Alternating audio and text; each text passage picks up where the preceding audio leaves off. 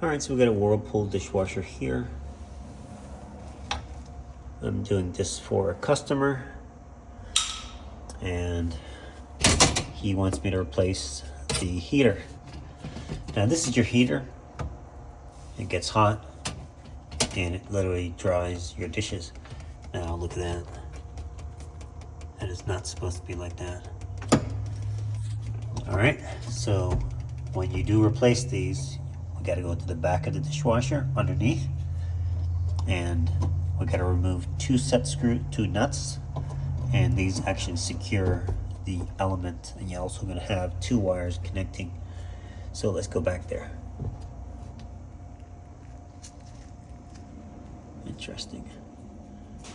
So I'm laying the dishwasher on its side just so you can get a better visual. So when you're working on yours, you'll pretty much know what to expect and what to look for. So these are your wires. And by the way, if your dishwasher was not heating, you would take these off and you would check your element. If not, you would check it with a multimeter, and you would wait, you'd put your meter on, and you'd hear continuity. If you get continuity, then it's good. You wouldn't need to replace it. Now, if you're not heating as well, you do have this guy here sometimes, and sometimes they can trip. And if the unit overheated or something, this could trip and you'd have to reset. Some of them have to be resetted, or you can replace it. If you notice one of these wires, they are in line with your heating element. So be mindful of that. Now to change this, you're gonna loosen. They should be tight, but not crazy tight.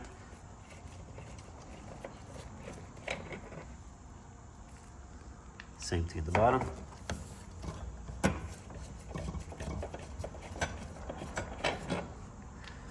And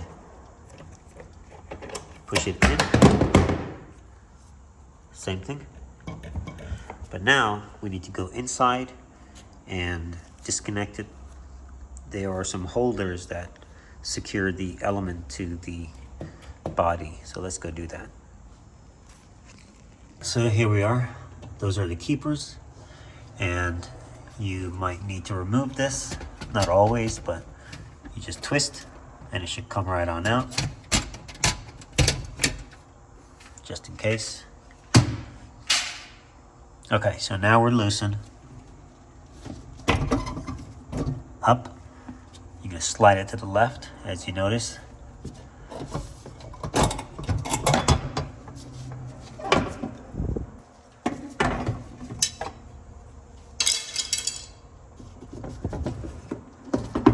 Now to put your new element in,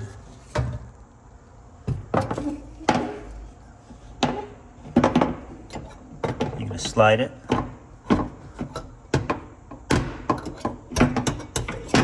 And you do have a gasket on the back end of it.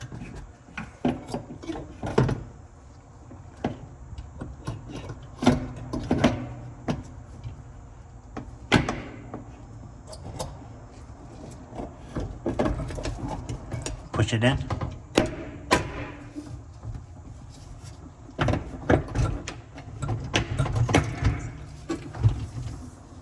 Okay. Now we're going to go on the back side and tighten. Either use these or you can use your old ones, but you got to make sure they're nice and tight. And then you're going to put it in, add water, just add a layer of water, stay back there and see if you do see leaks. You should not see any leaks. Do not overfill, but just you want to pour enough to where the water goes around that. All right, let's get these tightened.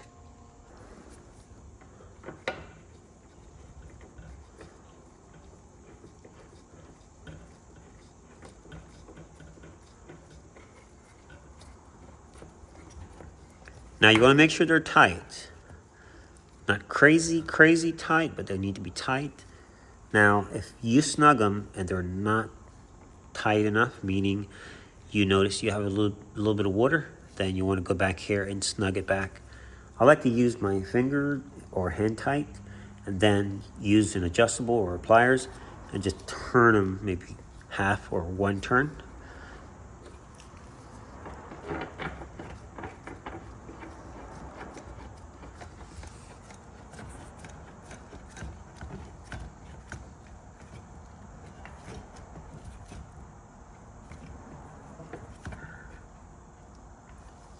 What this is doing when you tighten it, there's a gasket on the inside, and it's literally pulling it against the mating surface on the inside.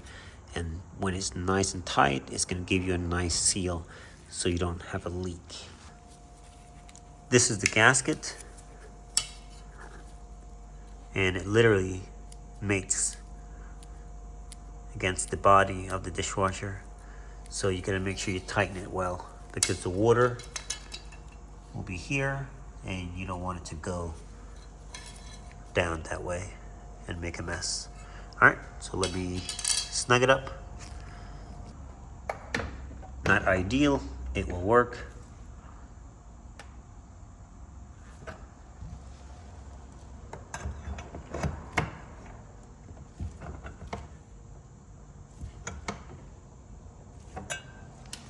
That's it. Nothing crazy.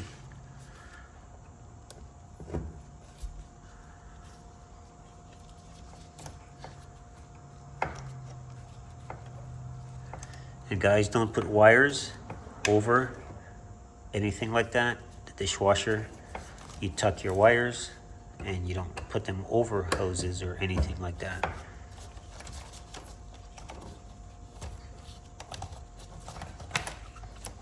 All right, that covers that. All right, so you gotta put your rack, and stuff back in and lock your wash arm. Make sure it spins freely without touching anything. Now, last thing you wanna do is pour some water in. Now, pouring some water in here is way better than actually putting your dishwasher in for a wash, because you have control over what's going on. You don't have to wait until the unit do what it does. You're checking and you'll know for sure if it's leaking. And if you need to tighten those up, you do that. So let's go to the back and let's check and see. We might need to tighten up. And you can leave that, let it soak until you actually see if you have a leak. We're back here.